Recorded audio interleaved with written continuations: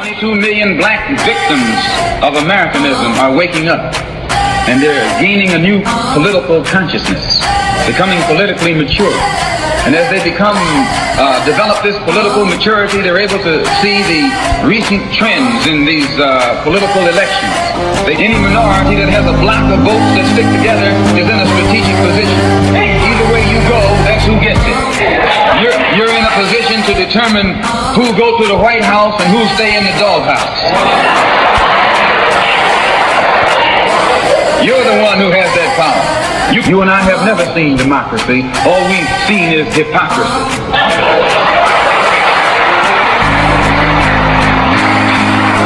When we open our eyes today and look around America, we see America not through the eyes of someone who has enjoyed the fruits of Americanism. We see America through the eyes of someone who has been the victim of Americanism.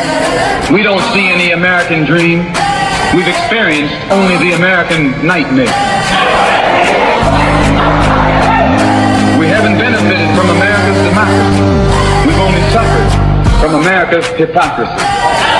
And the generation that's coming up now can see it and are not afraid to say it. And are not afraid to say it. And are not afraid to say it. And are not afraid to say it. And are not afraid to say it. And are not afraid to say it. And are not afraid to say it. And are not afraid to say it. And are not afraid to say it. And are not afraid to say it.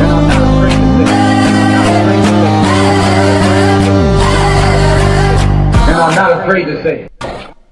You are listening to Black Westchester Presents People Before Politics Radio. Echo. Okay. You are listening to People Before Politics Radio every Sunday 6 to 8 p.m. with Damon K. Jones in the house. Yes. With Cynthia Turnquest-Jones, the Queen's in the house. What's up? I am AJ Woodson, and we have Montika Jones in the house. Yes. So everybody, it's been a busy week. We've got a lot of things going on. I know a lot of people want to talk about a lot of things. So, Sin, have you been busy this week? And I know you got a couple of topics you want to address. Yeah, I've been really busy. First, I want to give a shout out to Epic Radio. DJ Mighty has been doing all the parties at my school. The prom, he held it down. VIP lounge, he holds it down for any parties that we have at the school. And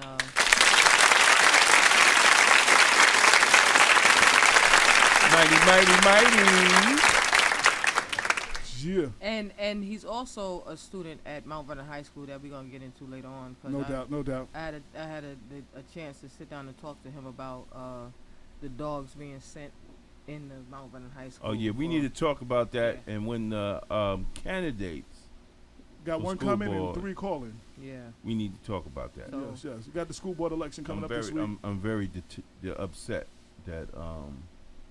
So for everybody that don't know what happened. Wait, hold on before we get into that. Yeah. Oh yeah, we wait. Today I did a walkathon with the Bronx Girls Rock. We was out in Vancouver. Yeah, I saw that picture. That's beautiful. Autism awareness, which is something that a lot of people just really don't understand and are trying to understand. And so there's going to be like a little small article on Black Westchester about autism awareness. What else? I got to hang out with my sons. They were invited to a banquet at the New York Sports Club the other night. Okay. And they drove me absolutely insane. Good job. Yeah. Good job, nephews. Make sure they see that part. Future community activists in the making. That's right. Politicians, right. Community activists. That's right. I want to talk about that too. The 10-year-old boy who got maced by the police. We wanted to discuss that too. Other than that, that's about it. I can't even remember all the stuff I did, but I'm tired. Yeah. Damon K. Jones, what you been up to this week, man? It's kind of quiet week. Wasn't that bad. Yesterday I was honored by the Church Women United White Plains Unit. Okay. For doing what I do. It was a beautiful thing. They're made up of women from all the various churches in White Plains. And I was honored with other honorees from the White Plains area. who are out there doing work in the community. So it was a beautiful thing, and is honored to be one of the honorees from church women. We also went to Jamal Smythe's when they actually dismissed. Yes. When they actually dismissed the case against Jamal Smythe over the lies of the Yonkers cops. Detective Christian Koch and Yeah. his partner Molina's his last name. I don't remember the first name. But it's one thing I want to say too on that when we're talking about lies of police officers. In the New York Times, May 14th, it says the New York City Review Board notes that New York police officers' false statements are on the rise. So now people are aware that police officers are making false statements in their reports. They're having false testimonies, which in result they are sending people to jail. And I think we also should hold the DA's office accountable, because they're in charge in prosecuting these cases, and to see if these testimonies are legit and they can hold weight. So maybe they're looking over these testimonies, knowing that they're false, but still prosecuting the case. Now, they could get a case even if they don't go to trial, because the suspect can just plea bargain for a lesser deal, and it's still a case won. Even if they plea bargain, it's still a case won for the DA's office. So I think that's why we need to have legislation on police crimes. What are police crimes? When police violate policies and procedures. Lying on the report is a crime, but we know in Westchester County, lying on a report, sending somebody to 4 years in jail, a police officer only gets 8 weeks of weekends in jail. So that really doesn't do anything to deter officers of the law, officers that are sworn to protect and serve and treat everybody equally. It has not deterred them from committing these police crimes, because our elected officials are scared to pass those type of legislation. So I just wanted to let me ask you a quick question too. First, an announcement. It just came on by itself. yo, I was dead for like 24 hours. Yo. Anyway, my phone. It started ringing in my pocket just now. It's time to get a new phone. Yeah, we're gonna do that this week. Yo, now if now we've established for an officer to write a false report, that's against the law, because it's a legal document. It's a legal document. So what?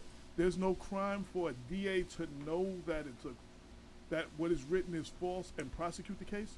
Is there anything legal? Well, I mean, they call it perjury. I mean, he's lying. No. For the DA to prosecute it, the DA's not lying. The DA's not the one. But if I know, okay, I'm the DA. You're a detective. You brought me a case, and I know your case is wrong, but I prosecute anyway. There's nothing that can happen to me.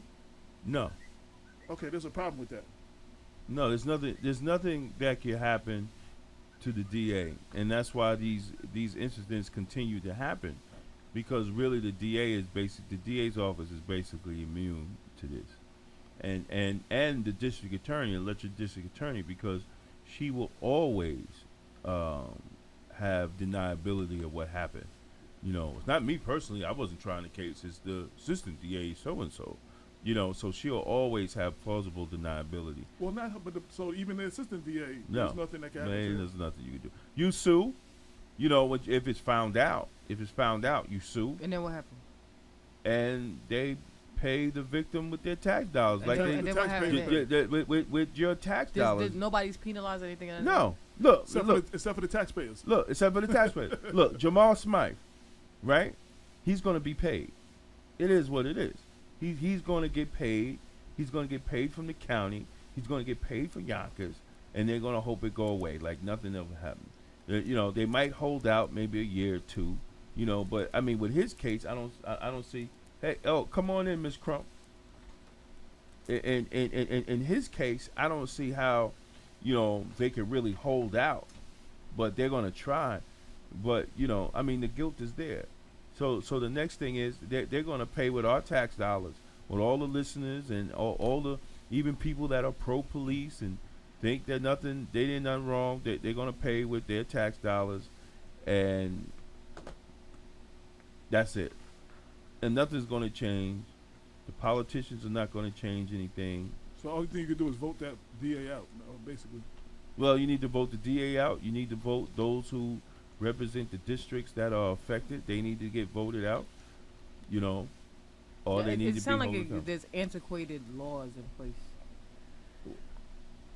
Well, no laws in place. There is laws in place, but the problem is that they're not abiding by the laws. They pick and choose, and if the laws are antiquated, they're not updating it. Just like when Eric Holder said, well, we can't do anything. The laws are antiquated in the Department of Justice.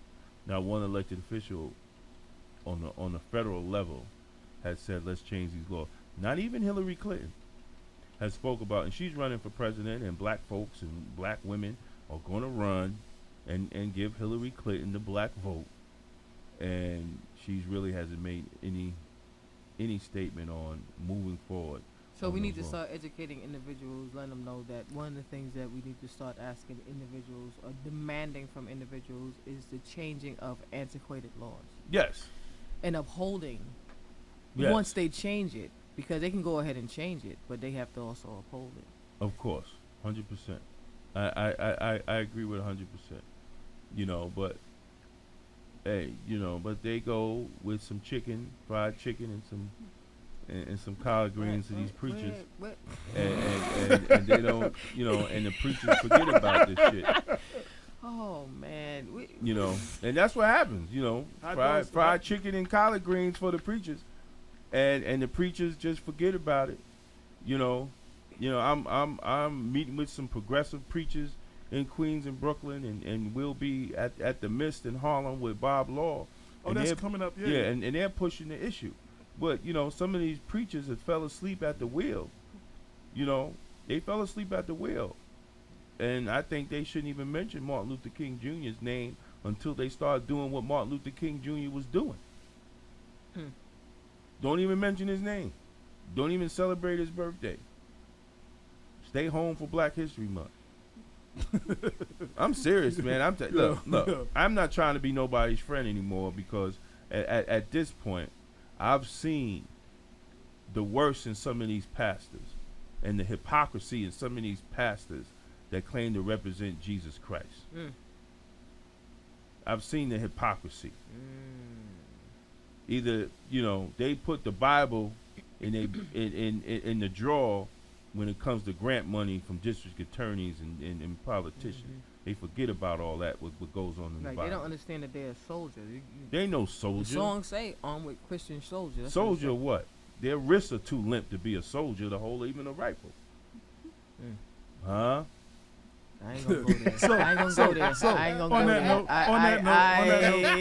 there. On that note, and don't start me today. Look at the flick of the wrist. Oh yeah. We got a lot of things going on. We got Brenda Crump in the house. Yes. One of the things we got coming up this week is the election of the school board candidates. That's right. We got Brenda Crump in the house. Right now. Clap it up. Clap it up. Yes. Friend of the show.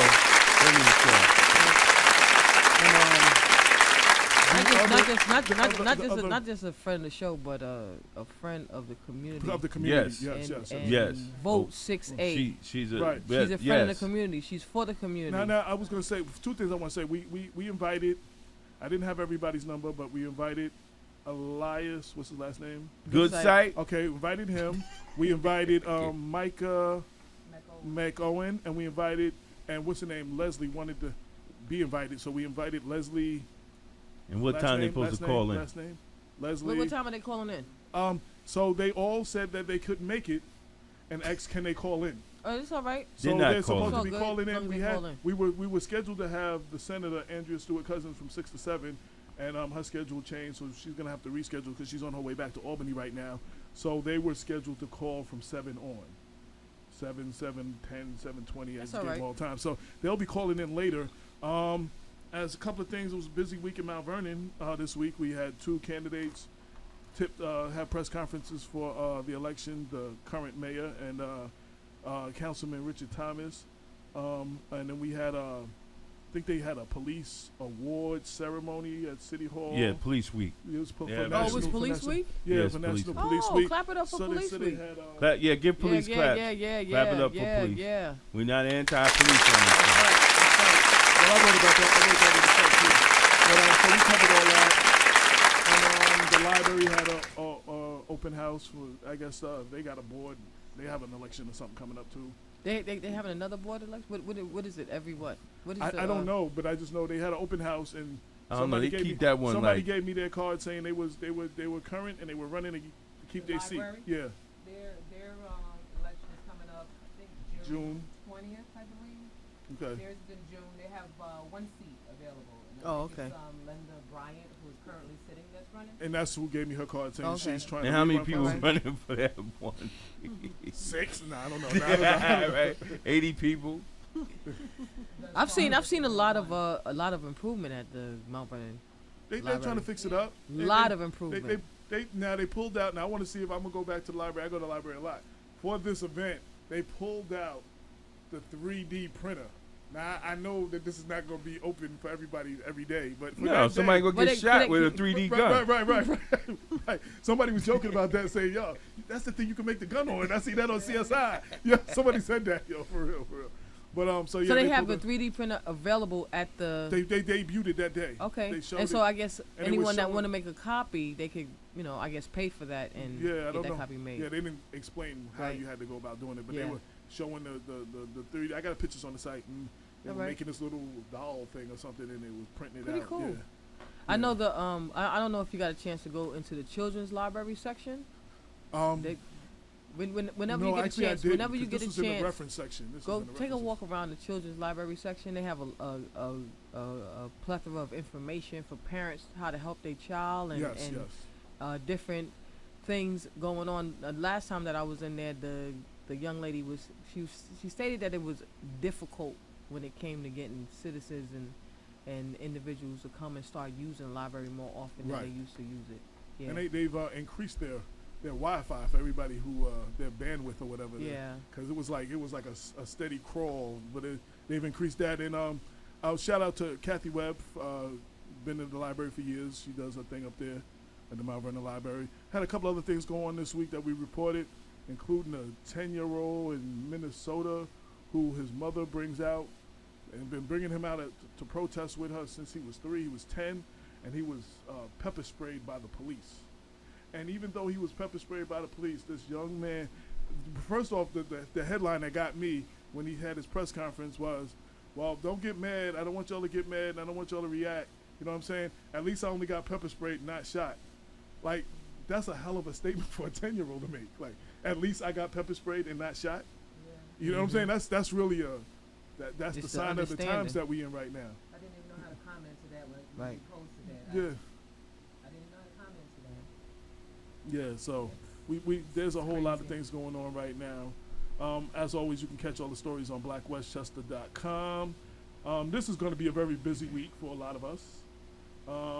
Yes. Tuesday we have talk about Tuesday. Dr. Lenore Fulani will be the guest of politicallyindependent.org in the White Plains Greenberg NAACP at the Greenberg Town Hall, and the subject of the matter is, can democracy save our social crisis? She's going to be speaking on the political process and how the political process affects everyone. I think everybody needs to come out. It's her first time speaking in Westchester County in a long time. She's a history maker. She was the first woman and first black woman to be on the ballot in all 50 states. Not the first black woman to run for president. Not the first black one, yeah. Shirley Chisholm was that. But she's the first black woman to make it. There was a white woman She's the first woman to be on the ballot in all 50 states. Is she? Because that's Yeah. it. Okay, there was another Yeah. woman that won. No. A white woman that. no, white woman that ran, Yeah. but to be on the ballot, and she was the first woman to be on the ballot in all 50 states. And I think that was a goal among itself. She also is a part of a program called Cops and Kids in New York. Well, it's a national program called Cops and Kids, and she'll talk about that on another day. But I think everybody needs to come out on Tuesday to definitely hear what she has to say, because the political climate in Westchester, we need to give our people as much information to know what's going on in our communities as possible. Yeah. So come out on Tuesday if you can. No doubt. So 7 o'clock, Greenberg Town Hall. NAAC, 19th. White Plains, Greenberg, and the NAACP. There's a couple of things going on the 19th, right? Yeah, before you go, though, Yeah. remember to vote Tuesday, Yes. May 19th. Oh yeah, Go vote. and vote for Brenda Crump Tuesday 6A. 19th. 6A, And vote yes on the budget. and vote yes on the budget. while we got here, because I rode with Cynthia, got here quite early, and As always. and I was talking to one of the young men out there, and very politically minded young man in Mount Vernon who is registered to vote. He said he's voting. He said he's voting in the school board election. He knows a few people. I told him you were coming up. He wasn't familiar with you, but I mentioned your name. He was familiar with one or two of the other people, and it was just good to have a conversation with a young man. And he had a lot of the complaints we had. The bridges closed. He said he remember when he was 10 and he could cross the bridges. He said, he said for 15 years. I don't know he about said- he said- remember when you 10, but yeah, okay. I'm saying when he, I ain't mad at him. but he, he hadn't been able to cross them bridges at like 15. Them two bridges, one by your house and the one on 9th, the MTA, the bridges over the MTA. Yeah. You know what I'm saying? He's like, yo, only in Mount Vernon could you get away with leaving them bridges closed. And it's just good to hear a young man talk like that. You know what I'm saying? We need more, Well, young people. I mean, this election is going to be about the young people. Which election? This election coming up. especially the mayoral election, the election period in November. Yeah. Time to be out with the old and in with the new. So then we got me and Damon are gonna go to a dinner Wednesday. We're gonna surprise a few people, and then I think Friday there's a fundraiser. There's so much stuff going on next week. We're gonna be doing something every day next week. Damon's in deep thought reading. Yeah, I'm just thinking about something. Wednesday is what? It's the Wednesday would 20th. be the 20th. And what's going on Wednesday? Is the Democratic something? When's the dinner? That's Wednesday. Yeah, As Wednesday. I said, we were gonna show up and surprise a few people. I wasn't gonna say where. We're gonna be there Wednesday. I can't wait to be there Wednesday. And Thursday, we'll be down with Bob Law at the Mist Right. in Harlem on 116th Street. What day? Thursday. At from 7 to 9. It's gonna be a little different, right? It's gonna be 2 hours of Damon K. Jones. Yeah. Yeah. Probably about 2 hours. Is the other? It's the spot that we was at before. Yeah, same spot. it's going to be live on WLIB. WBAI. BAI. From I don't know what why I time? keep saying that. 7 to 9. It's going to be almost 2 hours of Damon K. Jones. Yo, Damon was. Yo, last time Damon was falling asleep. Yo, he was texting me. Yo, wake up. I said, "Yo, what you doing?" Yo, he was sitting up behind Bob Law in the chair. He was like, All you can see is the glare of his glasses. Yeah. Yeah, but the funny thing is, though, he would get up and be like, right. Yeah. So you didn't know, you thought he was ready. Yeah. He's notoriously known for sleep talking. Well, that's what happens when you try to fight the power 24 I'm hours sorry. a day. Hey, listen, man, I'm not going to apologize for fighting the power 24 hours a day and working in the justice system. That was funny, though. All right. That was hilarious, though. And then Friday is the fundraiser for Andre Wallace. Right. Yes. So and then there's some whole bunch of other stuff going on during the day. So Monday is Memorial Day. the Monday after, not this Monday, next Monday. 25th. Yeah. That's gonna be interesting. The parade. Where's that at? You know what? I still don't know. It goes what, down 4th Avenue? Where does Memorial Day Parade, Montego? Where's the Memorial Parade? It goes down 4th Avenue Oh. and down Gramerton. Okay. And then it ends at Andre's construction site. So It's an you know, Andre's construction site. that's where it ends at. Usually they have the stage with all the elected officials right there where the construction site is Oh, on okay. Gramerton. Okay. I don't know where they're gonna move it now with all that construction stuff. Well, You know? they said they're not letting politicians running for office speak that day. I figure Ernie would do it the year he running.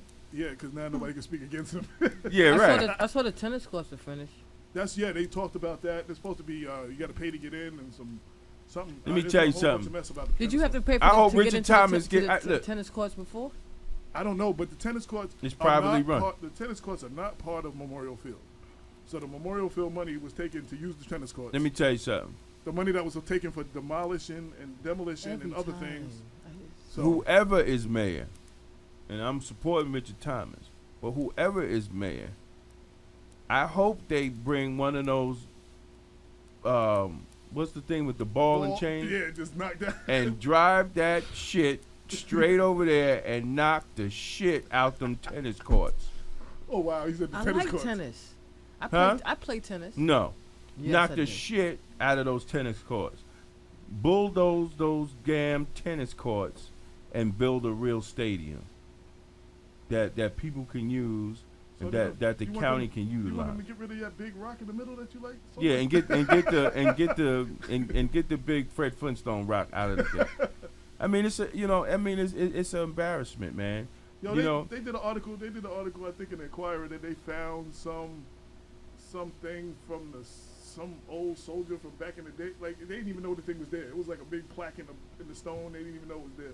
you know what? It doesn't matter. At They this point, discovering things in there. I don't know. it just doesn't matter, man. And I really think the feds need to just follow the goddamn money, because there's no way that a mayor can build something first for a contract and forget about the rest of the people in the city. We need to follow the money. There's money somewhere. Either that or he snitched on somebody. It's either or. You can't keep doing It might be both. illegal It might shit. actually be both. I mean, people, Mount Vernon got to really understand. You can't keep doing illegal things and get away with it if you're not working with the man. He's no Nick Spano. He's not even close to Nick Spano. You understand what I'm saying? And he does so much illegal, immoral stuff. Illegal, and immoral. yeah, because if it's not illegal, it's immoral. So and he gets away with it. You know, and then he gets upset Well, that people are upset that he's doing the crap. I do want to address. He had a press conference, and since we brought him Wait, up, hold on, wait. Let's no, just I get want- back to I want- Memorial Field. So, the part about the tennis courts, right? I like tennis, and I don't have a problem with our children being exposed to something different other than the norm, right? But will they have the access to it? That's what I'm. Well, see, that's the other thing. No, it's private. You got to private. pay. It's private. You got to pay. There's supposed to be some kind of grant for children to learn tennis or something. I don't know when that's going to happen or what that's about. 'Cause Do you I have the heard a rumor cricket? about that. Do you have the cricket sound? I have to switch seats with my boy. Do you have the cricket sound? All right. Listen. I'm going to point to you when to do the cricket sound. All right. When the tennis courts was open before, you heard. When you walk by there, when the tennis courts was open, you heard. So now you never went in there. Wait, hold on. No, hold I on. went. Listen. Hold no, on. whoa. I used to go in there because I play tennis. Understand what I'm saying? Was I it never full? went in there Was to it- play tennis. I never went in there to play tennis. But there was a time when I went and I was going to register the boys to start tennis lessons there. And the place was jam-packed. All right. Now, it so- wasn't Was of, it it jam-packed wasn't of of, us? no, it wasn't. Oh, okay. Yeah, Then you know what? Then That's stop. not crickets. Then go. Let's go back to the cricket.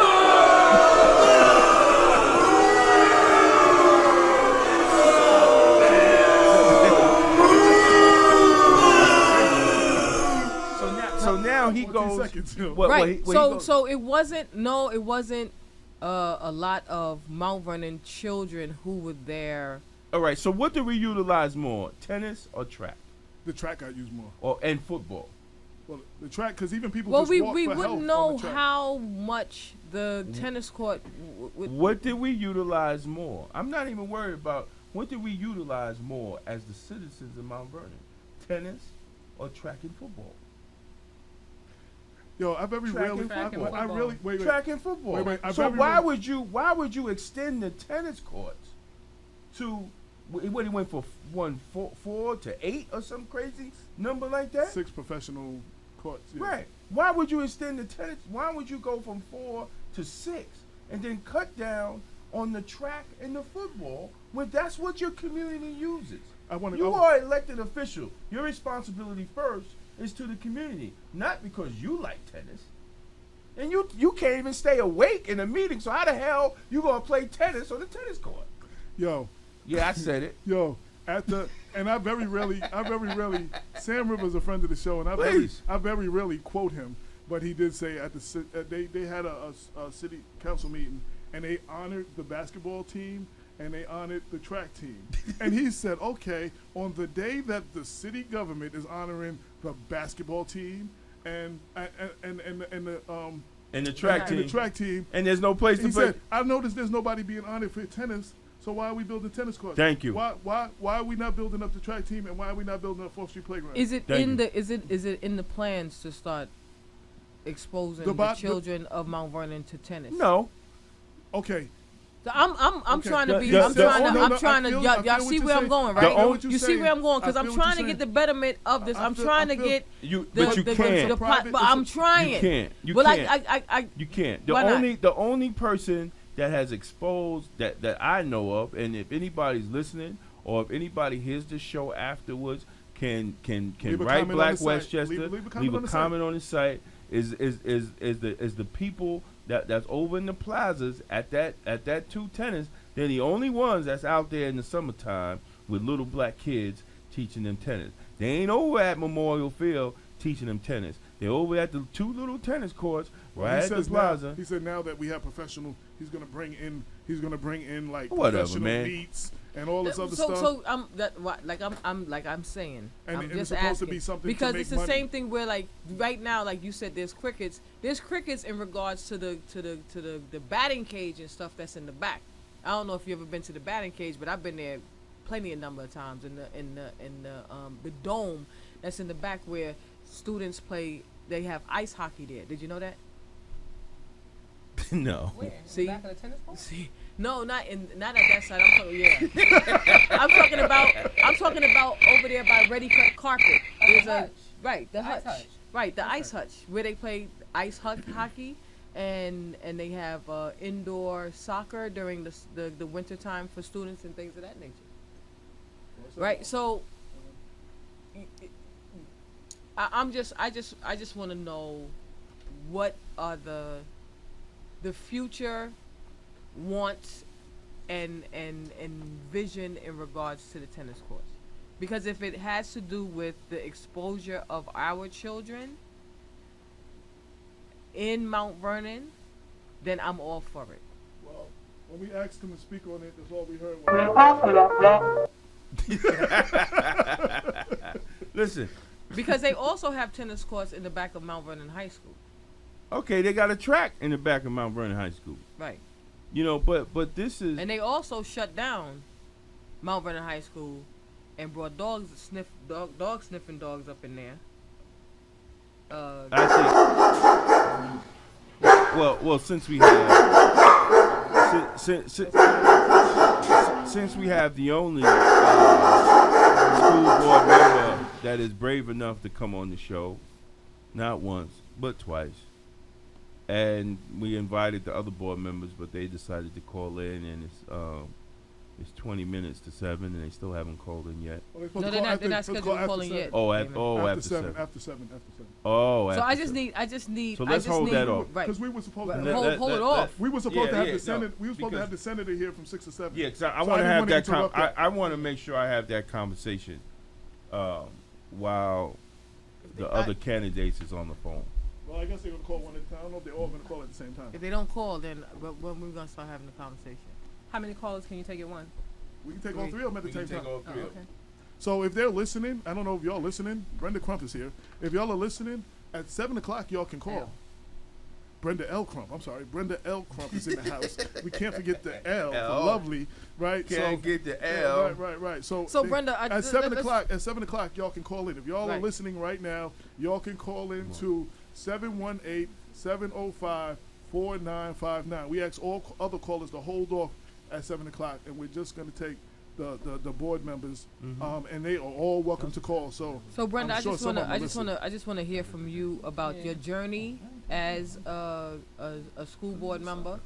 What made you become interested in becoming a school board member, and and just just give us your journey.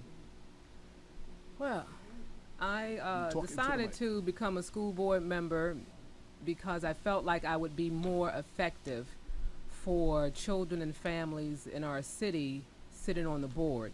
And I didn't always feel that way. I felt at one point that I would be more effective out in the field. But there did come a point in time where I did decide to run. And I ran 3 times, 2010, 2011, and 2012 I got elected. I'm ending my first term now, and each term is 3 years.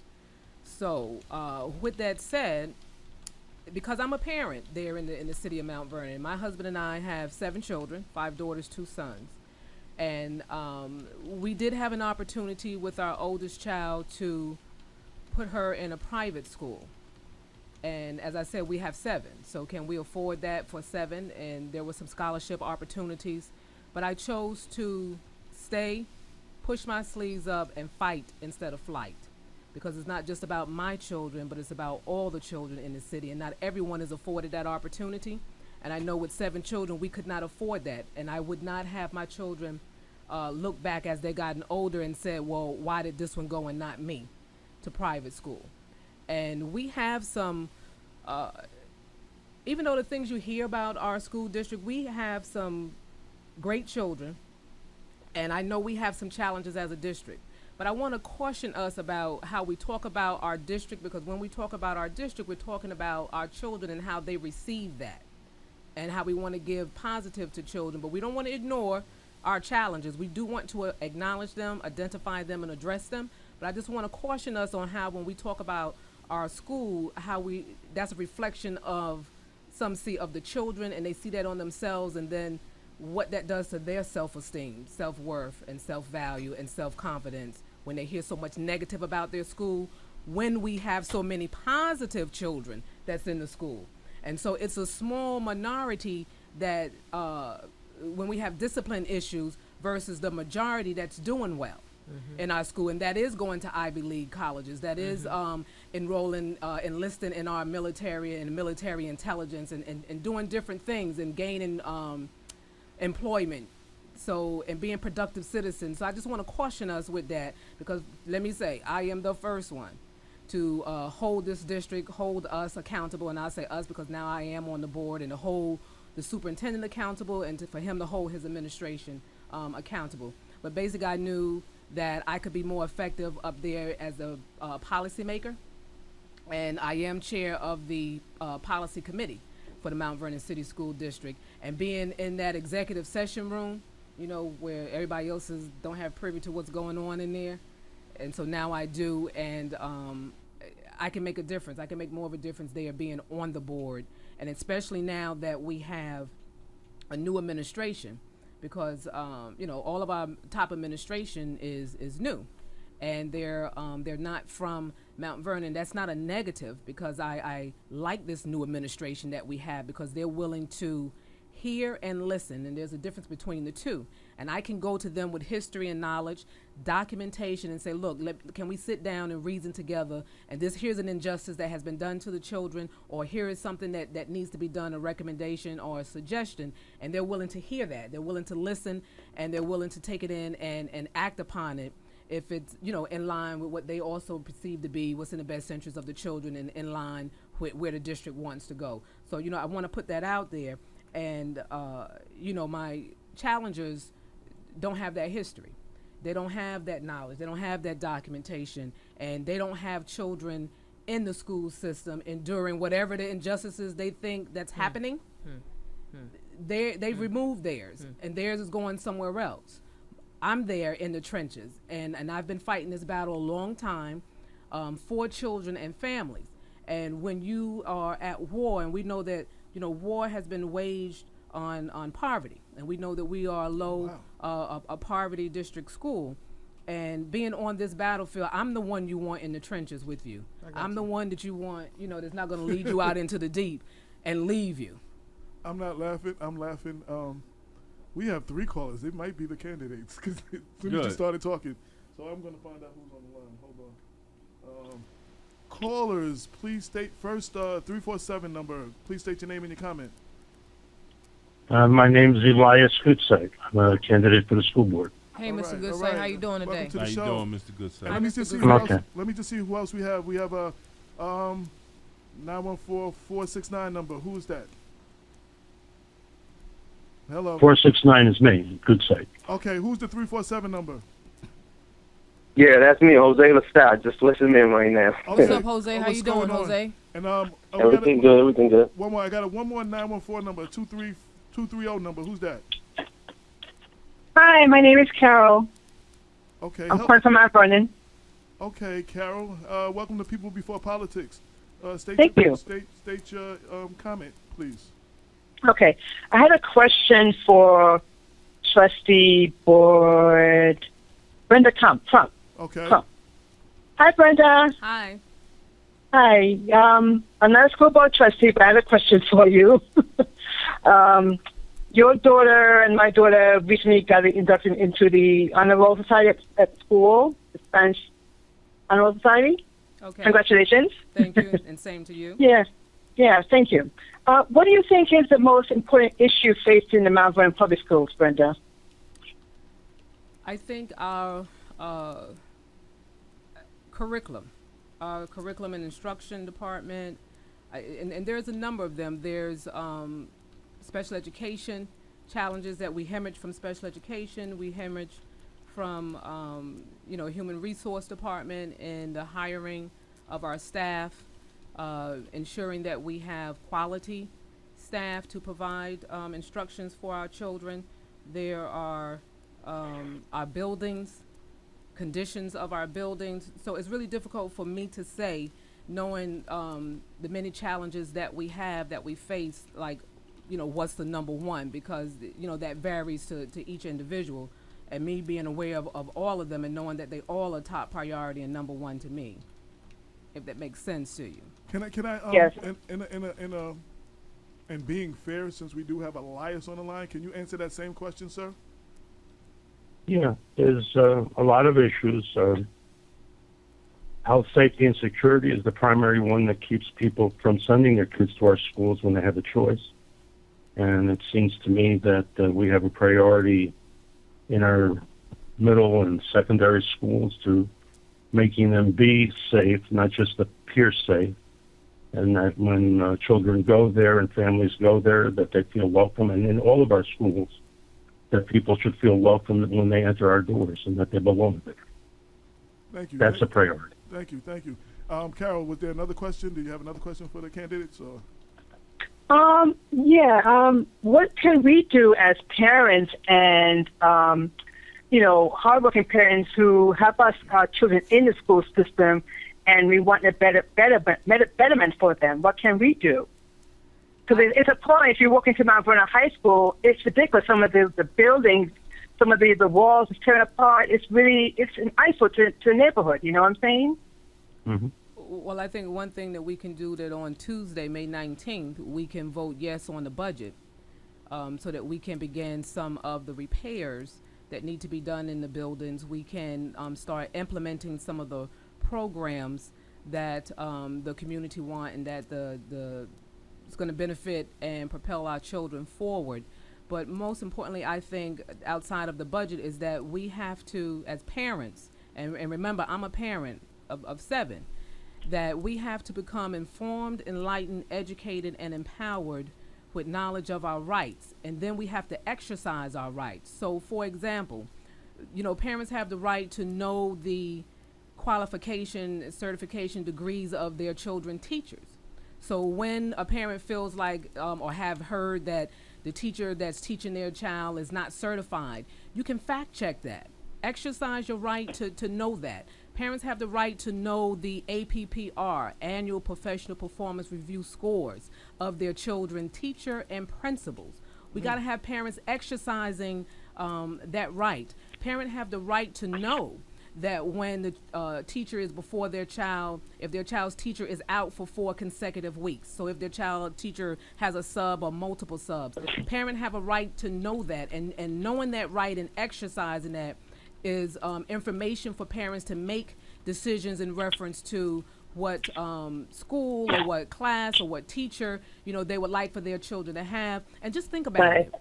Just think about it. If the district, and remember, I am a part of the district. I don't mind being held accountable. But if the district knew that parents were aware of their rights and parents were exercising their rights, we would be more on top of things in reference to when teachers are out for more than 4 consecutive weeks. We're getting that notice out to parents, but also putting in that placement or teachers. And I am an advocate for teachers as well. My order of priority is children, families, staff, district, and the community. So I am an advocate for teachers because we do have some quality teachers in the Mount Vernon City School District. But just think that teachers and principals, if they knew that parents were aware of their rights and exercising their rights to know their annual performance professional review score, that would push people to do better, or also in some cases that would maybe signal for some people to leave who may not have the best interests of our children at heart at this moment because they've been in it for a while and perhaps they're tired and maybe some just need to move on. That is a fact. And so just think about that in exercising the right, the changes that we could make and the accountability that we could hold the district to. Right. Elias, you want to quickly chime in on that a little bit about what the parents Yeah. My theory and what I've always said to parents, and I've been that kind of parent since my son was in Graham and throughout middle school and high school, is participation. Parent participation is the tuition that parents pay to send their children to public school. And the more parents come in the door and insist that they are permitted to participate, whether administration or teachers like it or not, the more likely it is we're going to get it right. And people participate to the extent that their participation is valued. The benefit of Ms. Crump being on the board, and I think the benefit of my being on the board, has been that we value participation from families and parents. And I think that has made our school district a whole lot better. Well, I would thank you, and I want to thank Carol for calling. I think she's hung up. I want to thank Carol for calling in and for her questions. So one of the things that you mentioned was in regards to safety in our secondary schools. And I don't know if you know, but the studio that we work in the mixed radio, we have a hip hop station that's on right before us, and one of the gentlemen that is the DJ. He's not only the DJ for Epic Radio, but he's also I've hired him at my school to do DJing for our proms and our parties and things of that nature. He attends Mount Vernon High School, and yes, like Brenda Crump said, he's an excellent student. He's on his way to college. Right. He picked his college out. He's mindset. He's ready. But he had a major issue when the dogs were sent into the school and shut the school down. He said he didn't comprehend that at all. He didn't understand why dogs were sent into Mount Vernon High School and why it was shut down. And the other gentlemen that were standing around him of the same age, they were all looking at him like, what are you talking about? Because I was doing an interview with him. What are you talking about? Dogs were sent in Mount Vernon High School and Mount Vernon High School was shut down. I don't get that. And so that's the same thing where I don't get it either. I didn't get it either. After I finished reading the article, I didn't comprehend that. Because unless there were drug pins or drug lords in Mount Vernon, then I would understand. And they didn't find any drugs at all, which I find that as a very good piece of news for Mount Vernon High School. So the principal, who decided to shut the school down to look for drugs? And what was the probable cause for them to even shut the school down to look for drugs? To my understanding, it was a decision of the superintendent, and I always let people know when to quote me and when not to quote me. Don't quote me. I'm telling you what my understanding was. Is that it was his decision to, as a way of a deterrent for drugs and I guess weapons and other things being brought into the building, because if individuals who may want to participate in that type of activity realize that there will be the potential of this unannounced check, that would deter those individuals from participating in that kind of activity. That's my understanding. Trustee Boo cited that. How Bull O'Connor brought the dogs out on the children, because the children marches. The marches. No, it's not. It's not the same. Hold on. It's not the same at all. Well, it is. Because Bull O'Connor brought the dogs out to deter the children from protesting. Bull O'Connor, so what was I don't understand the purpose of a person I want to bringing a dog respond to you. If you don't let me, then don't Mr. respond. And then we have another call I want to The introduce. the purpose that Bull O'Connor pulled out dogs was to attack children. That was the purpose of the dogs attacking people. When the dogs were brought, let me just finish my thought. When the dogs were brought into Mount Vernon High School, the purpose of having children in the classrooms was for them not to have contact with the dogs. The purpose of the dogs was to have the dogs search a building. When the children are sent to us, we are in loco parentis with the children. Parents send their children to us with an expectation that they're being sent to a place of safety. The maligning of the Mount Vernon School District is in our high school and our middle schools, where people say that children are unsafe to attend. And by bringing in dogs, not for the purpose of searching children, but the purpose of searching a building, and then finding nothing wrong, has two outcomes. One is that we do have people who do wrong things who come into our buildings. And if we do things on an intermittent basis, where it's unexpected, then perhaps the people who do bring things that they shouldn't into school buildings won't know when things are happening, not to bring them in. And the one thing I know from listening to Mr. Jones, Damon Jones, talk, is that he's not against law enforcement. He's against law enforcement that abuses people, and abuses people based on color. And that the purpose of this was to say to the people who would come in our buildings and make them unsafe, don't do it here. And we need a baseline, because our schools have been out of whack for so long, and our middle class of all colors have opted out of our schools if they can, because of the perception of unsafeness. And that if we baseline a building that's been out of control for years, for decades, and we do something to let people know that we're not going to accept this kind of behavior in our buildings anymore, I don't think that's an abuse of children. That's an establishing of a line where we're saying to everybody in our community, it's safe to come back. Because we're going to look out for your children like they're our own. Jose LaSalle. Wait, well, hold on. Yeah, what's up? Hold on. Since he quoted me in this, all right. First of all, yes, I'm against abusing authority, and I totally feel, and I'm going to send a letter to the superintendent that I disagree as a law enforcement organization that using the dogs in the school. Was a letter sent out to the parents? Well, No, wait. Okay. Wait, man. Since my name was brought into this as law enforcement, was a letter sent out to the parents? Because if the not, purpose of the using activity the dogs, was not to address children.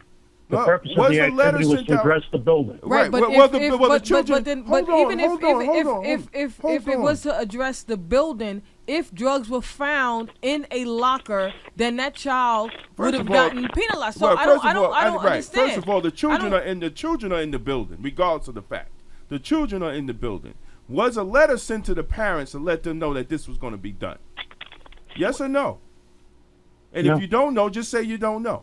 No, I'll go ahead on and answer. To my knowledge, no, it was not. And here's my challenge with it, because somebody had asked me for a comment before about it, and I said, well, I'd rather not comment because I have not commented to our superintendent and my board colleagues, so I'd rather not give a public comment. I'm the one that But asked since you. AJ is going to announce that he asked me. AJ Woodson from People Before Politics, Black Westchester magazine, asked me. And I told him that I'd rather not give a comment because I had not shared my comment, my feelings with the superintendent and my board colleagues, and so therefore I didn't want to do anything public. But since we have another trustee. The other thing you said disturbed me too. What's that? You said you found out from my post.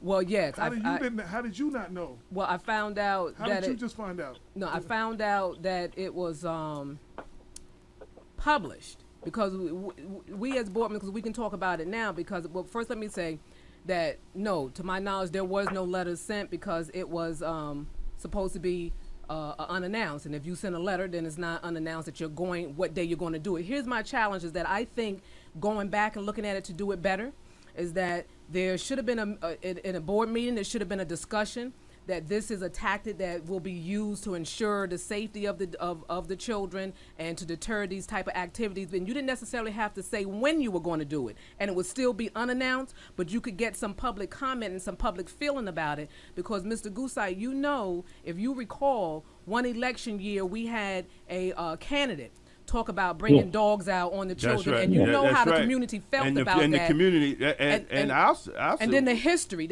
of right. dogs when we're talking about African Americans, what that brings, and so how people are going to feel. I feel like the district could have done that better. Now, because we as board members received a text telling us, because prior to seeing the superintendent's text, and I did tell him this, that prior to receiving his text, I got a phone call from a parent that told me that the school was in lockdown, but the parent did not know why. That's what you told And me. I said, well, I told the parent, well, call your son on his cell phone and ask your son why the school is on lockdown.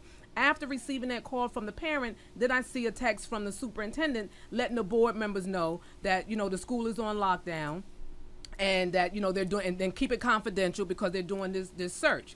But in the beginning, there wasn't this mention of dogs. So then I think I forgot what question I asked. I asked a question or so or something, and then the superintendent said something about the dogs. But what really caught me off guard as a board member is that there is going to be not a press release, I guess, but an article written and published and put online, and I find out about it on Facebook when I go on Facebook and see our high school and the lockers and a police officer and a dog. I think that the board members should have known that this article was being written and published, a paper picking it up, etc. Because then I said, well, how'd they get that picture? And was the press there, or did they send that? No, and I inquired. So no, the press wasn't there. So how did they get the picture? It was one of our staff members that, and once again, I'll say, don't quote me. I always let people know when to quote me. But I inquired, and so I found that it was one of our a staff member that took the picture, because it was a nice, clear picture. I'm like, who took that? Right. Or who gave that to someone? How did they get that? So a staff member took the picture.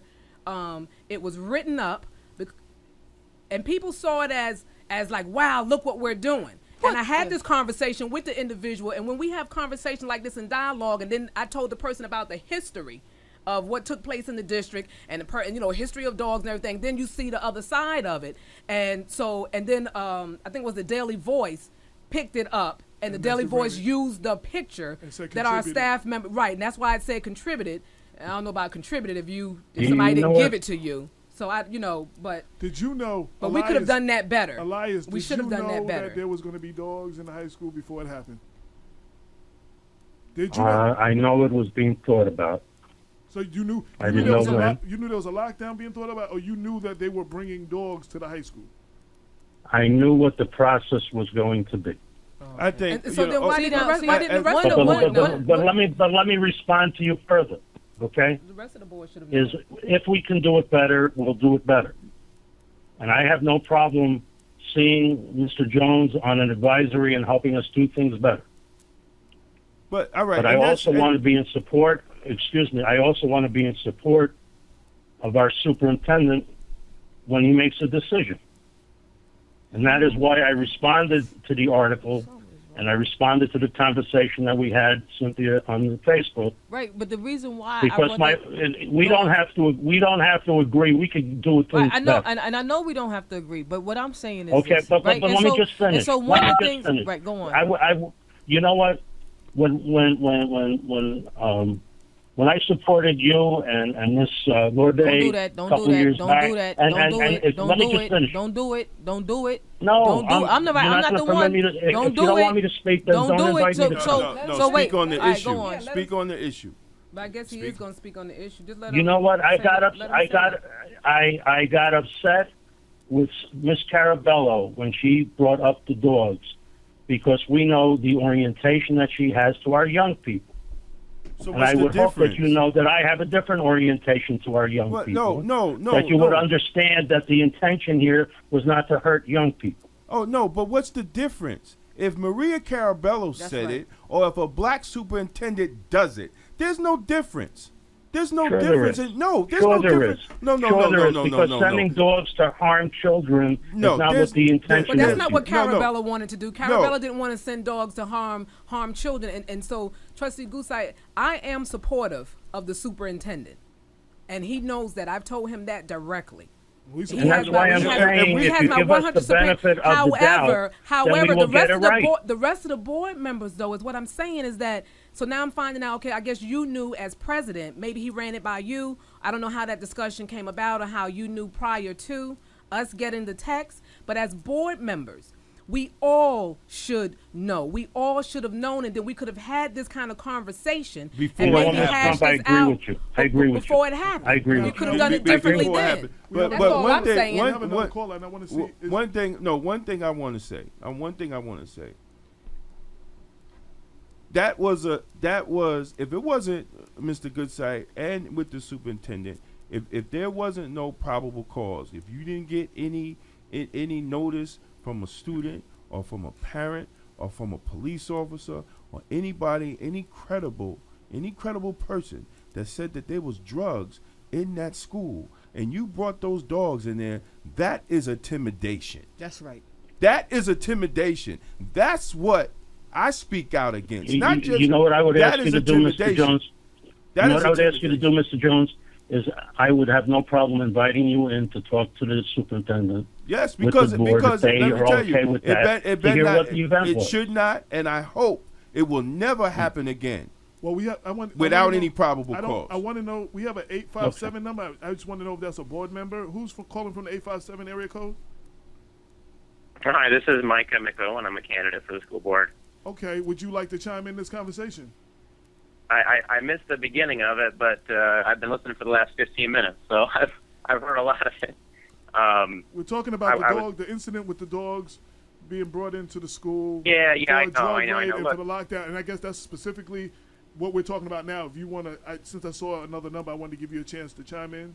If you will. Yeah, no, I appreciate that. I mean, Trustee Goodside is absolutely right. The safety, when he says that the safety of the children in the school system, and when I say we, I mean the school system has, essentially custody and local parental surveillance during the day. He's absolutely right. That's number one priority. However, how we go about exercising that custody and that responsibility, people have a lot of different opinions on. And I think this is just another example of a history. I haven't been here that long, but from what I perceive and from what everybody tells me, is a very long history in the city of poor communication, between administration and parents, frankly, between the school board and administration sometimes, which appears to have happened here too, and the greater miscommunication or not miscommunication, but total lack of communication between different parts of this community. Because this school system is the backbone of this community, and why isn't there a greater a stronger tie between the school system and the police system, and the school system and the planning board, and the school system and local community colleges, and all these other networks where we try as a village to raise these children. We're not doing a good job of talking to each other, and that includes this one particular incident where I personally agree. I'd be outraged if I were a parent of a student at the high school and there was an unannounced drug raid that had been planned with no no probable cause with no evidence. I would be outraged if no one had told me that this was even a possibility. This could happen. I mean, I own 2 big dogs. I love my dogs to death, but I'm well aware that there are certain children that are absolutely terrified of them. And, that's something that has to be taken into account. And at a minimum, parents should be told that this is a tactic and the justification for that tactic if it's going to be used. Can I ask a question now? Now, while this has happened once, and this is supposed to be a deterrent, have any of you, whether you're candidates or the 2 that are actually on the board right now, have y'all had conversations with the superintendent? Is this a monthly thing? Is this going to be a future thing? Do we have a lot more of this to look forward to? What's going on? You know what? I'm taking advice from you right now, and we will have to have the conversation as a board. No, I know my intentions, as I said to you, AJ, when you asked me, and I told you I had not had the discussion, but I wanted to wait until our board meeting so that I can have the discussion with administration and my board colleagues and express my thoughts and feelings about it and my suggestions. So as a board and administration, no, we have not had the conversation. Now, Mr. Goosite would have to answer, if he and the superintendent has had conversation after this, since he has seen, just as I have seen, he have seen some of the Facebook postings and comments that since initially he and the superintendent had conversation about it happening, has he and the superintendent had conversation afterwards? Has any information been shared with the superintendent of what you've read, the comments, Mr. Goosite? Not since. We need to schedule. We have a next meeting, and that'll have to be on the agenda. So please put that on the agenda. And so now, but one thing about it now, this is not. I so wish the superintendent an executive session, right? This would be before public because this is not executive session. It doesn't fall under executive session, personnel, contracts. Well, you know what? We'll have to get advice of counsel, but I think Mr. Jones, being the expert that he is, I would ask that he participate even if we're in executive session. But I don't have a problem. I just have something to say because I was the one that brought the attention to Black Westchester. Right. It was me that brought it to shared it with attention me, to right. Black Westchester because I too am a person who understands exactly what goes on, not from a legal perspective, but from an educational perspective and from a being a parent perspective. And so, if you are trying to attract individuals to come back to Mount Vernon, such as somebody like me, them dogs didn't do it. The dogs did not do it for me because let me tell you this: I went to an all-white school. And when sister knew that individuals was coming in there drunk and smoking and things of that nature, she locked the thing down on her own and she went to each individual locker and she checked it on her own. And whoever didn't do what they were supposed to be doing, they got put out. And this is a nun that did that. And so here's the next thing. At my son's school, and he's not going to a public school, he's going to a private school because of things like the type of decisions that was made at Mount Vernon High School. When there was an issue, of the decisions, because of the perception of lack of safety. Listen. There's always going to be individuals that do drugs. There's always going to be individuals that have weapons. There's always going to be that. Period. Regardless but if it can't be acceptable. Period. It can't be acceptable. Period. Whether or not acceptable? Is it acceptable for individuals that was at the elite school to be raping all them boys up in the school? No, but it still happened. So let me continue. So how do you prevent it? So how do you prevent it? How do you prevent it? You don't prevent it with dogs. You don't prevent it with dogs. You know what you do? You do one of the things. You do one of the things that you're supposed to do, which is sit down with the police officers, have them come in and have a sit down with the parents and talk about things, so that if you have to do something like that, which you shouldn't have done because there was no drug kingpins that was brought out of this. If you have to do something like that, then you already know exactly what's taking place ahead of time. You have to have some kind of communication with the police officers. All that did was see being that y'all are lucky that y'all don't have a bunch of Cynthia Turnquest-Jones or a bunch of Damon K. Jones as parents up in Mount Vernon High School right now, because guess what? It would have been on and popping the next morning, right? But you don't go about it like that. No, Cynthia, here's something that Mr. Gooside, you was not on the line, I don't think, earlier when I said about. Somebody's got a phone ringing, please. If you got background noise, can you turn off? Yeah, I'm trying to cut it off. Okay, so Mr. Gooside, I don't think you were on at the time when we started out talking about Mount Vernon school system, I cautioned the people here and the viewers, the people who are listening. I said, I want to caution everyone to be careful about how we talk about our school system, because remember that our children are in there. And so what are we saying to them? What's the message to them, and the impact that it may have on their self-esteem, self-worth, self-value, self-confidence, about themselves and their school and their community. So in taking this dog situation, think about it. Let's flip the script and think about, for those who aren't into drugs, and I spoke about our children, we having children who are doing exceptionally well there, who are doing well there. And so for the small But you know what? wait a minute, let me finish. You asked everybody else to let you finish. Okay.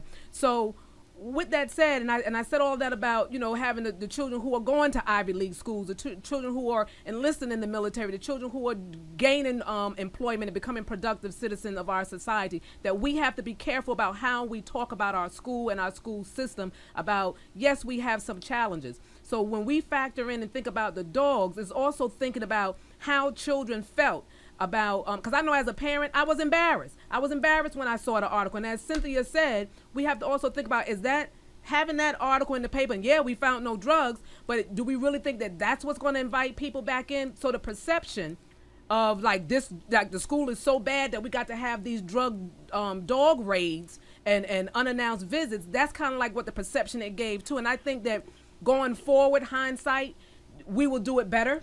If necessary, if we don't necessarily do that, I think that we're going to do it better, because I think this is an opportunity for us to see the other perspectives and the other side of it. Now, and I would love to hear from the children, because at the end of the day, I'm always saying, whose education is it? Yep. It's not mine, yours, but it's theirs. And I would love to hear from them, because some are going to say they wait a minute. Some are going to say they feel safe. Some are going to say they felt embarrassed. Yeah, some are going to feel bad about it. I think that was Jose. Go on, Jose. Jose, you got something to say? Yeah. One issue that we've been having over here in New York City is because I've been going to school to give presentation on stop and frisk and knowing your rights and things of that nature. And what has kind of upset us is that a lot of time we've been in this school, they done shut the school down for some type of count or something, where they even locked the rooms we was in. And that has become an issue with us, that we've been going and saying to these schools, parent meeting and addressing that with parents that have kids in these schools.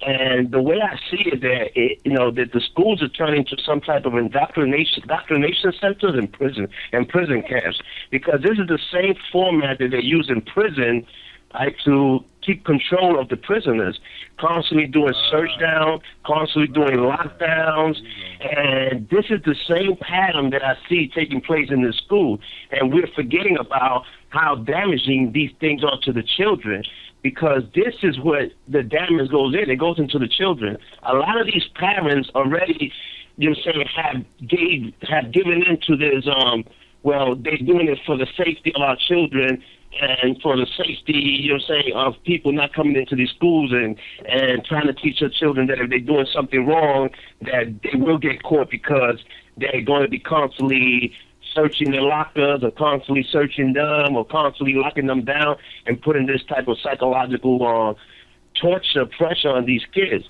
Now, what I was going to say is that this was an issue that in 1982, the U.S. Supreme Court ruled that drug-sniffing dogs, to personally search an individual's locker, was a violation of the Fourth Amendment, because they were searching lockers of people that had nothing to do with, with any criminal activity. So it was a violation of the Fourth Amendment. Even the ACLU in 2006 threatened to put a lawsuit against, I think it was the 9 Mile Forest School district, which was outside in Spokane in Washington, and then they stopped using sniffing dogs, so the ACLU threw back the lawsuit. But this is something that's been happening for a while. The problem is that now it's becoming more visible to the students, more visible to the teachers, and more visible to people that are actually able to detect that there's something outside of the norm taking place in the school. So what we have been doing is working with the ACLU, and bringing them information of what we're seeing and having parents come forward to the LCLU and letting them know about these things that's taking place in these schools, which is the same format that, the same curriculum that they're building in these schools is the same one that they have in these prisons. And we need to be very careful because down the road, it's just going to get to a point where our schools are going to be fenced down and wired up, and these kids are going to be going into a school and not coming out unless you're saying a parent comes pick them up, or not coming out unless they have some type of ID. So it's getting to that point in the near future. I understand what you're talking about.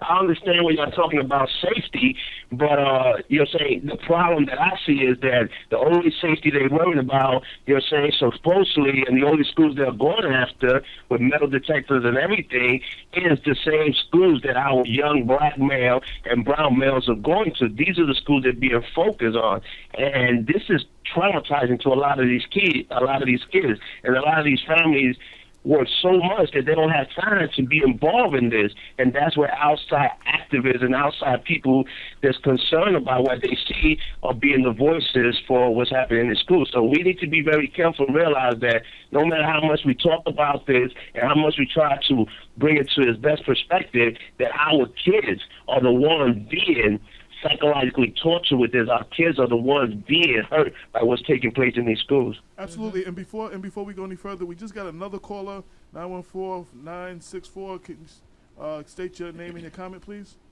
Hi, it's Gail Baxter. Hi, Gail. Hi, I'm calling from Yonkers. I am very interested in this animated discussion. I have a comment for Mr. Goodside as board president, and I also have two questions. One for Brenda, whom I love and who should be reelected, and one for Mr. Goodside. Go ahead. Go right ahead. Okay, so this is for you, Mr. Goodside. I hope you haven't gone. I heard you say you had to leave. I'm waiting. I was waiting to participate. Go ahead. Oh, okay. So you're a board president, and what I'm getting from this discourse is that there seems to be, when you somehow acknowledge that you might have known that dogs were going to be used, and it indicates to me that there are certain board members who are left out of the loop. And as I understand, a superintendent's responsibility to dealing with his board is to let all board members know information on a timely basis, and that's all of the board members. And listening to your explanation, it would appear that your superintendent is picking and choosing who he's having these backroom conversations with. Is my impression wrong? Mr. Kusai. You know what? I'm not going to respond to you that way. What I'm going to say to you is, as a board president, I have information, and it should have been shared with the board, and I'll accept the criticism for not sharing it correctly. The other thing I would say, because I do have to leave, is I would really appreciate participation from Ms. Turnquest-Jones and Mr. Jones and whoever to form a crime prevention committee and a safety committee for our school district, because we need it. Great. And we need to do it correctly, and if we've made a mistake, I apologize, but if the intent was not to hurt anybody or to violate any rights, but to baseline our schools so that they become safe. Okay, I thank you. I want to let him get one last chance to say any last comments before he leaves. And I like that what you just said, but understand you are talking to the press, so we are going to hold you to what you just said. So if that does not happen, we're going to hold you. I don't mind you holding me to what I said, and I also don't mind if I hold you to any promise you make to participate. Absolutely. Okay. Any last comments you would like to say before you go about your candidacy, about you, anything real briefly? I appreciate that you have this access, because it's a rare thing for Mount Vernon to have people like you have opinions and be insistent that we answer you. And thank you very much. Thank you very much for calling. Thank you. Gail, you said you had another question. Yeah. And I just, wanted to get in on Mr. Goodside. I have to say, I am a big groupie of Brenda Crump. She has big history here in Yonkers for working with families and children, and I think she is more than qualified to sit as a trustee again, because I know that her agenda is about children and families and not personal agendas. But here's my question for Brenda. Going back to parents knowing their rights, and I know that's a big deal with you, the issue of parents having the right to check the credentials of their teachers. How many parents have exercised that right? Do you have any data on it? Is there any pushback on parents who would want to know, even not because they're asking because they're mad at the teacher, but that to me is a fact check ability to see if all of the teachers are duly qualified. Can I just Gail? Yes. This is Cynthia. How you doing today? Hi, Cynthia. So you know that you could look me up and see whether or not what my qualifications are. Anybody could look me up. Anybody no, I know you. You're okay. No. See what there can't be any pushback because it's public knowledge. Yes. Anyone can go online and type in the teacher's last name and first name. And now, this is information. I'm taking notes. I didn't know the process. That's all you got to do. Teacher lookup. That's all you got to do. You got to just check it out just like that. But here's what I say to that, Cynthia, is that, so remember when we're talking about technology at home, that we have families who don't have internet access and computers. We have grandparents, and Gail, you know when we're talking about in foster care, grandparents. We have grandparents and stuff who don't know how to use computers. We have, people of senior age, and I know, God bless my husband, love him, but there is a big age difference between us. He is a senior citizen. It is what it is. So having that computer use and computer knowledge and access, because it's the law, and I'm always about making things we want to invite our parents in. We want to make them feel welcome. And so we want to make things as easy, as simple, and accessible for them as possible. So given some of the things that I've named, there's a letter that the district is supposed to send out, informing the parents of this. At the bottom of the letter, it says, if you want this information, let the principal know. Now, I'm working with human resource because we're kind of feeling like the principal is the middleman person because it's not coming from the principal, it's coming from human resource. So maybe we might be able to cut that piece out and people just let human resource know, but then human resource provided. So this way, we have more people to be able to get it, even if you don't have internet access. So for those who have internet access, that's a part of that informing, enlightening, educating, and empowering them to let them know that you can take your child's report card, progress report with the teachers listed, and you can go and obtain that information. And I think on the children, at least in Mount Vernon, if my memory serves me correctly, sometimes it doesn't, that on the report card it might have the teacher's first initial and last name, so you don't even have the teacher's full name. Because I know and on occasions I have asked the teachers, well, what's your first name? Because we always Mr. So-and-so and Miss So-and-so. But for those who have access to internet and can do that, then they do that. But the district should be sending this letter out on an ongoing basis, letting the parents know. So however we choose to do it, annually, quarterly, or whatever, and then the parents exercise. Now, you asked about pushback. Cynthia, yes, there can be pushback because I, as a parent, have exercised that right. And there was I'm saying there could be and there is pushback because I, as a parent, there was pushback. And I'm a parent that's sitting on the board that is aware of the right, that's exercising the right, and there was some pushback. Let me ask you a question. Let me stop real quick. Okay, you said what the district should do. So for anybody listening who's a parent right now and has never got any letter or anything, what can parents do right now to make this happen? Well, parents right now can call up the district and say, listen, I heard on People Before Politics that I have the right to know the certification, qualification, and degrees of my children teachers. What's the process? How do I go through it? Now, let me say this again about this current administration. Because I'm consistent, persistent, and insistent, this is not new. So I brought this to this administration, say, can we sit down and reason together to administration? And administration see it, they saw it, they did a presentation. It was short notice, and we need to do another one, but they did a presentation at a board meeting in regards to these things that I'm talking about. Mm-hmm. However, this is part of what the board's role and responsibility is also, not to the oversight. So having that, holding the superintendent accountable to hold his administration accountable to get this information out. And so I've had this conversation with our superintendent and administration, and they see it, and they're working on it. As I said before, remember, Mount Vernon has a myriad of challenges. And so we didn't get where we are overnight. We're not going to get out overnight. But I can say about this administration that I love and I like, because I have all this information, I have this knowledge, I have the documentation, I have the history that I can go to them and work on pockets of things at a time to be worked with this district, because there's so many fires. We can't put them all out, and they're willing to do that. So what we need to do now as parents and the community is realize that we have this right, and say to administration and the board, hold them accountable. Well, what is the process for this? How often are you going to send this out?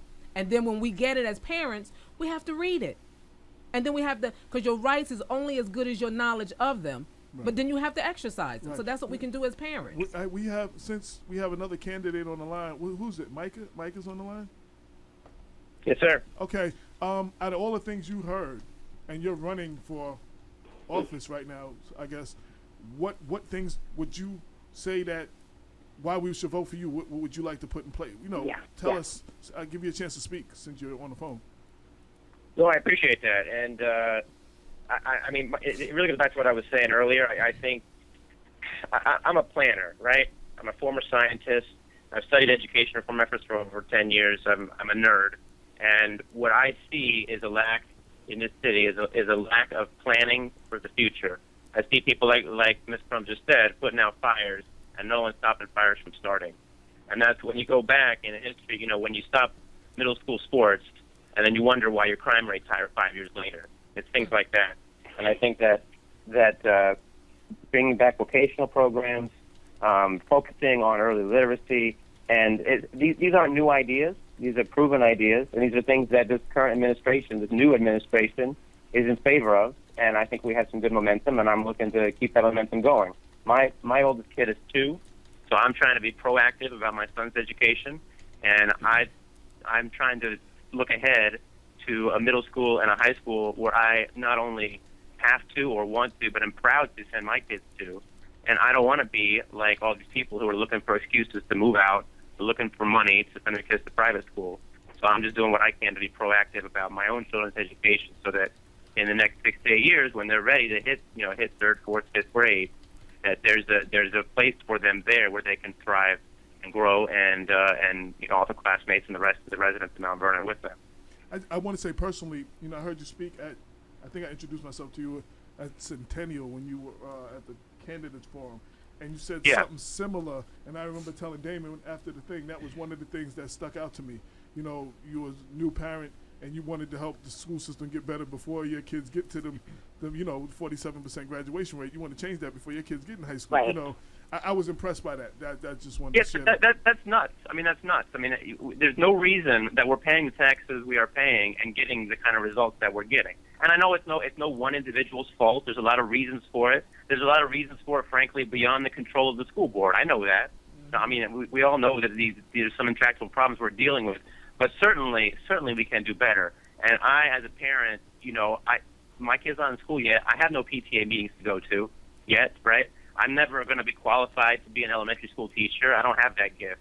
But I have studied education reform efforts. This is something I'm passionate about, and I'm committed to living here. And this is the best way I can think of to help my own kids in the future, is to start now to try and make this a better community to live in. See, AJ, here's something I want to add is that, and here's this other part of helping the community to understand what they can do to help the school system. Because PTA, Parent Teacher Association, PTSA, Parent Teacher Student Association, is not just for those individuals of the letter of representation. It's for any community member can join any PTA, PTSA, and that's what I want to mobilize our community to do. To be able to get, you can join any PTA. Show up at a PTA and just because. Yeah, show up and pay your membership. I'm still a member of the PTA at the school that my sons went to. That's across the street from Elias' house. I'm still involved, and I go to meetings, and I promised the principal when I left that I will make sure that I am a part of the school until y'all don't want me here anymore.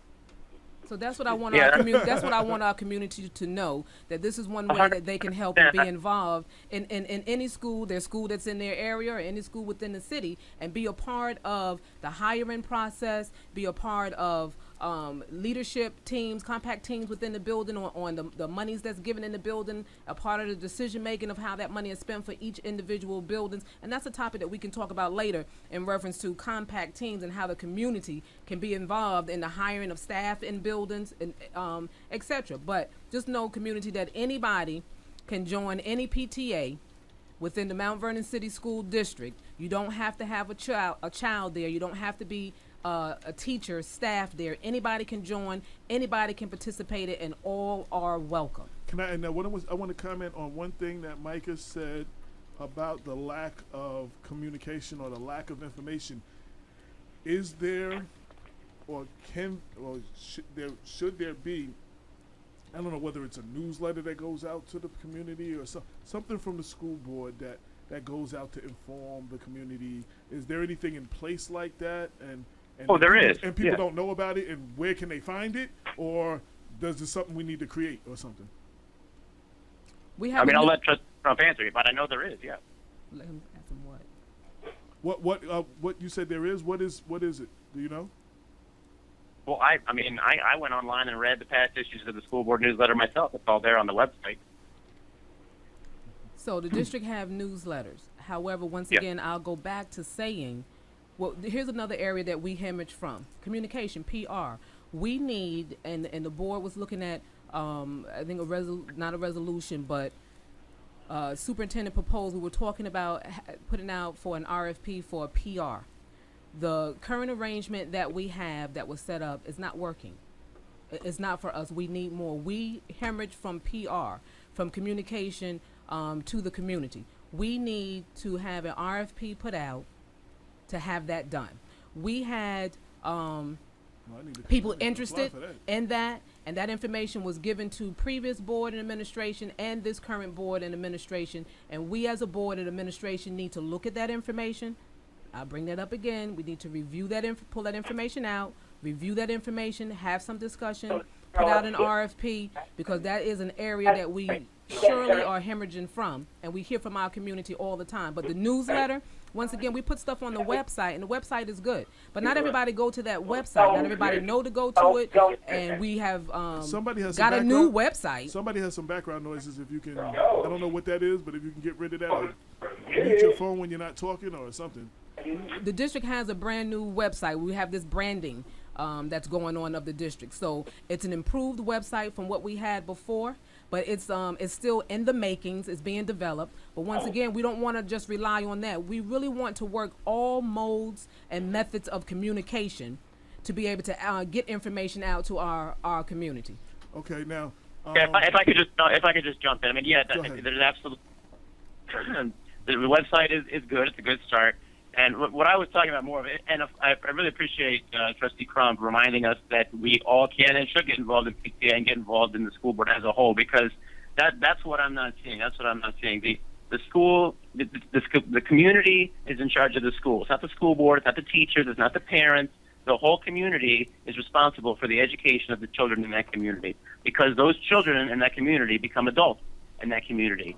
And we're all in this together, and that's what I'm not seeing. I mean, we have people, and one of the community forums we talked a lot about, the problems that everybody knows about of middle schoolers and high schoolers when they leave in school, vandalism, littering, and another disruption of businesses, and how you control that. And there's a lot of reasons for that.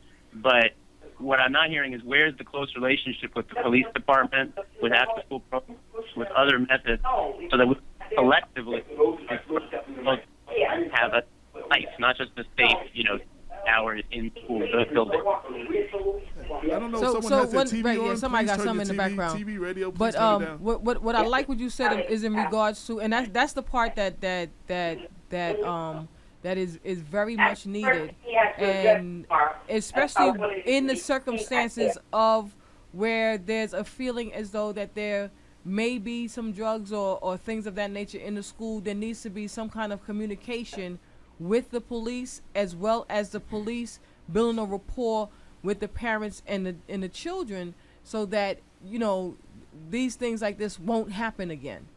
Understand? There should be a regular meeting that's going on. That's one of the things that we have at our school, where we have NYPD come in and sit down with the children, and so that there'll be some kind of understanding and not have this them and us type of thing. Now, Yeah, and it's crucial. Exactly, it's crucial. There's always gonna be a natural antagonism right between teenagers and the police. That's true. That's true all the time. That's just part of growing up and being a teenager. I get that, but the school doesn't have to be,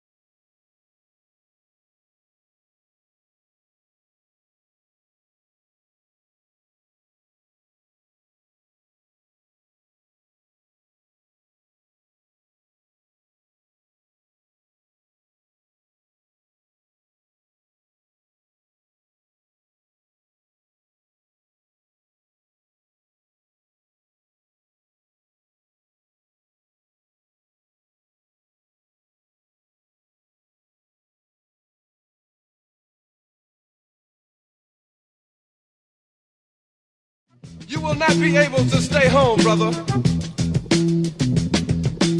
You will not be able to plug in, turn on, and cop out.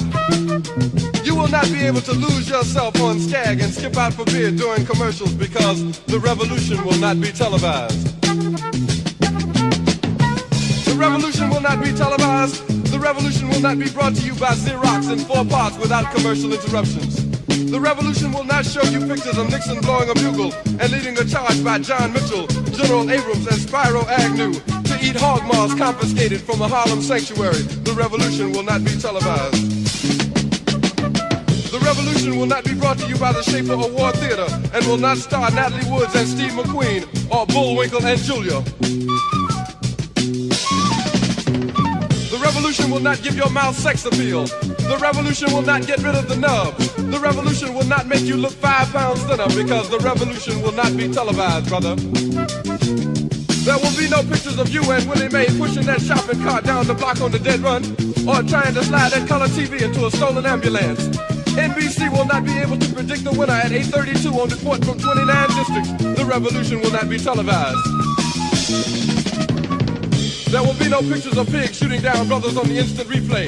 There will be no pictures of pigs shooting down brothers on the instant replay. There will be no pictures of Whitney Young being run out of Harlem on a rail with a brand new process. There will be no slow motion or still life of Roy Wilkins strolling through Watts in a red, black, and green liberation jumpsuit that he has been saving for just the proper occasion. Green Acres, Beverly Hillbillies, and Hooterville Junction will no longer be so damn relevant, and women will not care if Dick finally got down with Jane on Search for Tomorrow, because black people will be in the street looking for a brighter day. The revolution will not be televised. There will be no highlights on the 11 o'clock news and no pictures of Harry armed women liberationists and Jackie Onassis blowing her nose. The theme song will not be written by Jim Webb or Francis Scott Keys, nor sung by Glenn Campbell, Tom Jones, Johnny Cash, Engelbert Humperdinck, or The Rare Earth. The revolution will not be televised. The revolution will not be right back after a message about a white tornado, white lightning, or white people.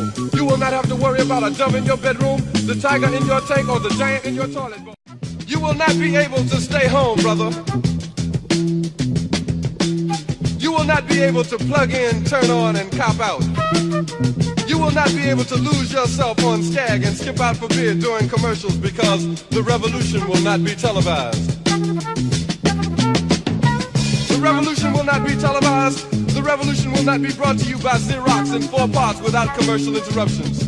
The revolution will not show you pictures of Nixon blowing a bugle and leading a charge by John